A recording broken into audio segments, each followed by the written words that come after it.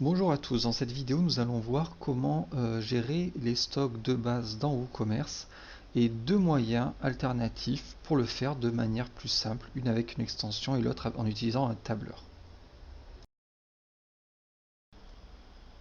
Alors me voici dans le back-office de WordPress, le tableau de bord, et plus exactement dans WooCommerce et ses produits. Je vois que certains produits sont marqués en stock et d'autres, en plus de marquer en stock, il y a un nombre. Là, ça va dépendre de comment j'ai géré le stock de ce produit. Par exemple, si je vais dans pull col roulé,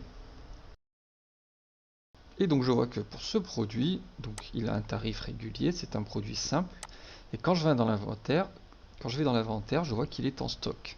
C'est pour ça que j'ai juste marqué en stock sur mes produits. Donc si je vais sur produit ici, je fais modification rapide, eh bien il y a bien marqué ici en stock. Oui, il est en stock. Je pourrais mettre juste rupture ou approvisionnement. Je vais annuler. Je reviens ici. Je vais activer la gestion du stock au niveau du produit. Alors, un produit, ici ce serait le nombre dont je dispose de ce pull, le nombre de pulls de ce type dont je dispose dans mes stocks. Est-ce que j'autorise les commandes en reprovisionnement? Hop là. Et seuil de stock faible, j'avais défini que par défaut pour toute ma boutique c'était 10. Maintenant peut-être que pour lui ce serait 8. Je vais faire ça et je l'enregistre. Si de ce côté-là je recharge, je vois que mon pull, il y a marqué en stock. Maintenant il y a un nombre à côté, 36. C'est le nombre que j'ai indiqué disposer de ce modèle de pull. Si j'allais faire la modification rapide maintenant là, je pourrais aller changer le stock. Ce qui va m'éviter de revenir à chaque fois ici, de me taper téléchargement, aller dans inventaire, changer le stock et mettre à jour. C'est déjà un peu plus rapide. Petit problème, j'ai un pull. Alors si je vais sur mon site pour vous le montrer, j'ai donc un pull qui est un produit variable. Ce pull, selon que je change sa taille, on voit que j'ai les stocks qui changent, mais aussi son prix. Alors comment ça se passe côté produit?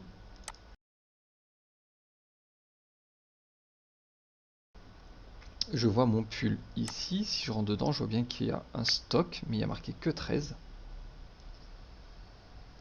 Il est indiqué entre 45 et 70 euros, c'est ce que je voyais sur ma boutique. En fait, ce produit-là est un produit variable. Alors j'ai fait un petit tuto pour les produits variables, je vous mets une fiche là-haut.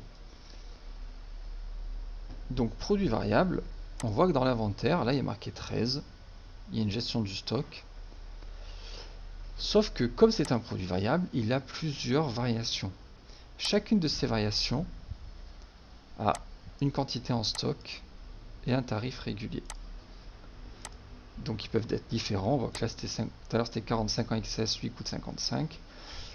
Là j'en ai 30 en stock, lui j'en ai 16. Et donc chacune de mes variations que je vois là peut avoir un stock différent, aura nécessairement un stock différent. Alors si je voulais réincrémenter sous ces stocks parce que j'ai un arrivage, un réassort, ça m'obligerait à venir là-dedans pour tout changer. Parce que depuis cet onglet-là, j'ai bien mon pull. Et en fait, c'est le truc de base qui a que 13 en stock. Quand je vais dans les modifications rapides, en stock 13. Je ne vois pas le stock pour chacune des variations de mon pull. Du coup, sur mon pull, là je fais annuler. Je ne peux pas gérer le stock depuis ici. Ce qui m'obligerait à chaque fois à rentrer dans le produit, d'aller changer dans chacune des variations, d'aller cliquer dessus, changer le stock,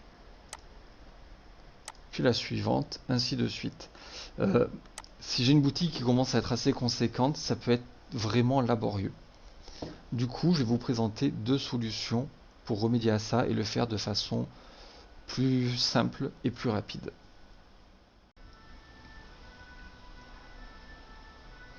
Donc, ce que je vais faire là, je vais vous montrer une première façon de gérer les stocks en exportant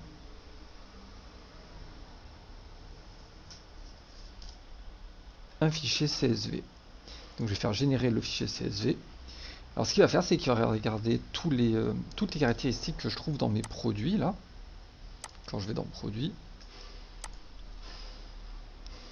il va regarder le nom d'un produit, l'image qui lui est associée, s'il est en stock, s'il y a du stock, combien, quel est son prix, sa catégorie. Il va me faire ça, il me fait un tableur en fait. Il me fait un tableur.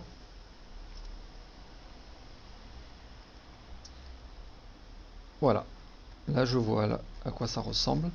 En fait, le format CSV, c'est un genre de format Excel, sauf que c'est une virgule qui génère les séparations. Donc là, moi, j'ai pas Excel. J'avais OpenOffice avant, il arrivait très bien à les ouvrir, mais il n'arrivait pas à enregistrer en remettant une virgule en guise de séparation.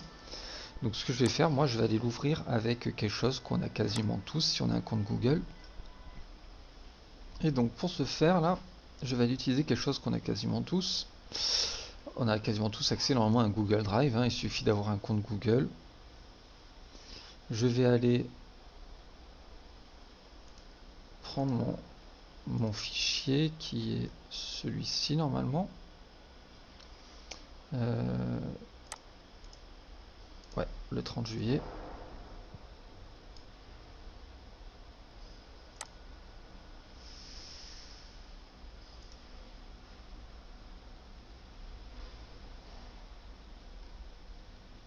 Donc le voilà.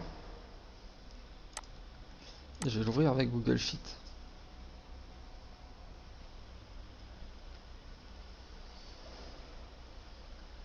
Donc ici je vais trouver son identité, c'est-à-dire que c'est juste le nom générique des produits que j'ai pu créer. Les UGS, ce sont des noms qui me servent pour ma compta, pour la gestion de mes stocks. C'est un raccourci normalement, un acronyme de mon produit qui lui est propre. Ici je vois le nom que je lui ai mis dans WooCommerce. Est-ce qu'il est publié? S'il y a 1, c'est qu'il est publié. S'il y a 0, c'est qu'il est cambrouillon. Il est visible dans la boutique. Ça, ce sont les descriptions courtes, les descriptions longues. Là, je trouve dans l'onglet J les dates de promo, début et fin. S'il est taxable, quelle est la classe de la TVA? Donc j'ai toujours mis j'ai pas mis de classe de TVA. En stock, 1 pour oui, 0 s'il est en rupture de stock. Et là, je vois tous mes stocks.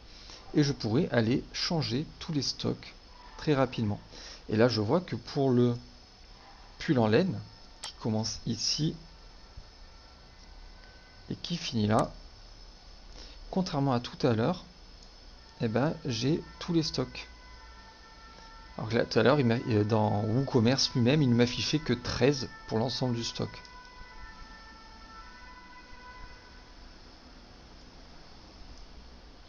Donc, et je vois que mon pull en laine, là, il vient jusqu'ici.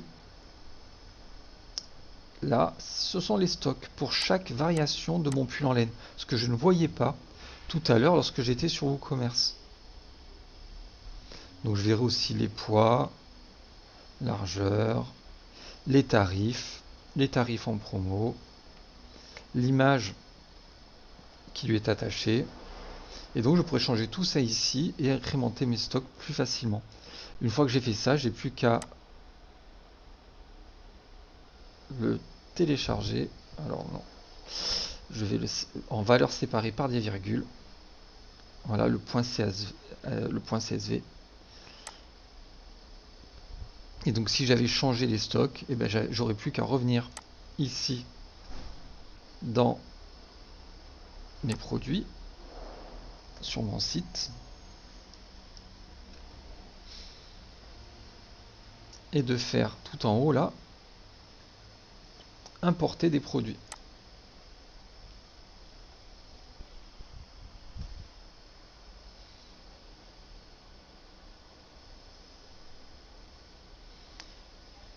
J'ai qu'à choisir un fichier.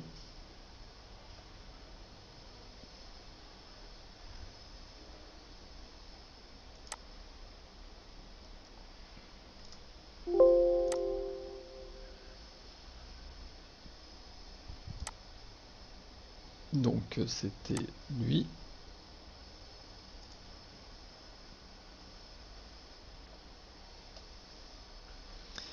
Il faudrait que je fasse continuer. Il me demande si je mets à jour les produits existants. Donc si je fais ça, il va aller remplacer tous les produits existants par ceux qui ont été mis à jour. Voilà, donc il faudrait que je le fasse. Sinon il va se contenter de créer de nouveaux produits.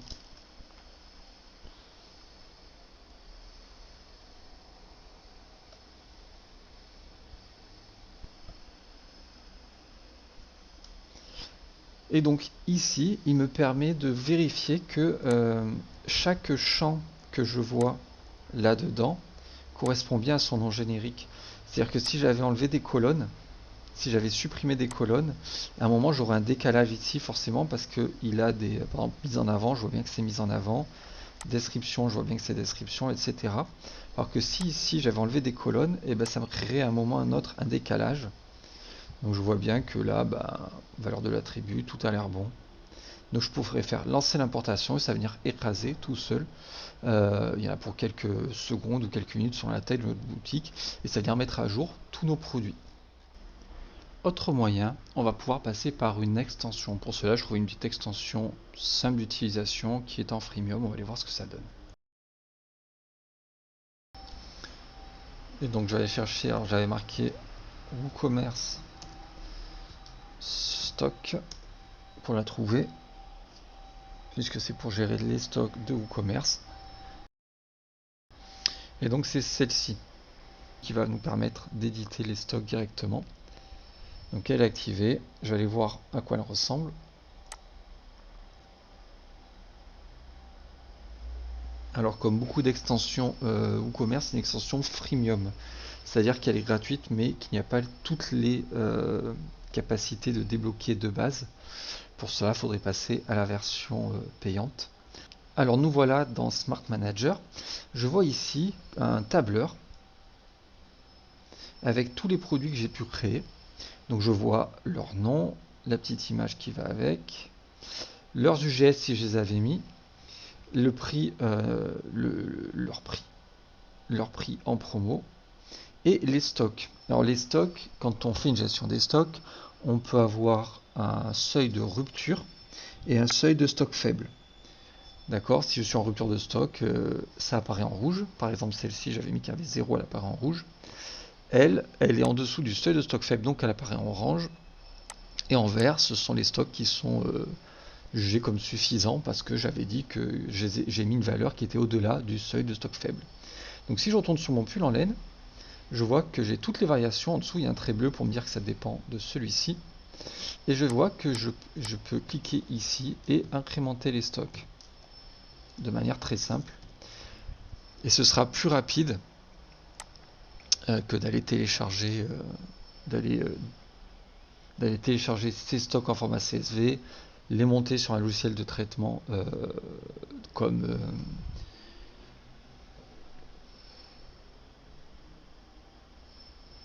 et donc ce sera très rapide, sera bien plus rapide de venir changer et incrémenter ces stocks par ici plutôt que d'aller télécharger ces stocks au format CSV, les produits de sa boutique, les monter sur un logiciel comme de tableur comme Excel, OpenOffice, LibreOffice ou le Google Sheets pour ensuite revenir le downloader ou l'enregistrer au bon format, parce que je sais que certains formats ont beaucoup de mal à réenregistrer en CSV. Par exemple, OpenOffice n'y arrive pas, à ma connaissance. C'est pour ça que pour l'exemple, je suis parti sur Google Sheets, puisqu'il est accessible à tout le monde, il est gratuit. J'aurais pu le montrer avec Excel, mais j'imagine que tout le monde n'a pas Excel et tout le monde n'a pas envie de payer une licence Microsoft. Et donc voilà, avec Smart Manager, c'est très simple d'aller incrémenter ses stocks. Une fois qu'on a fini,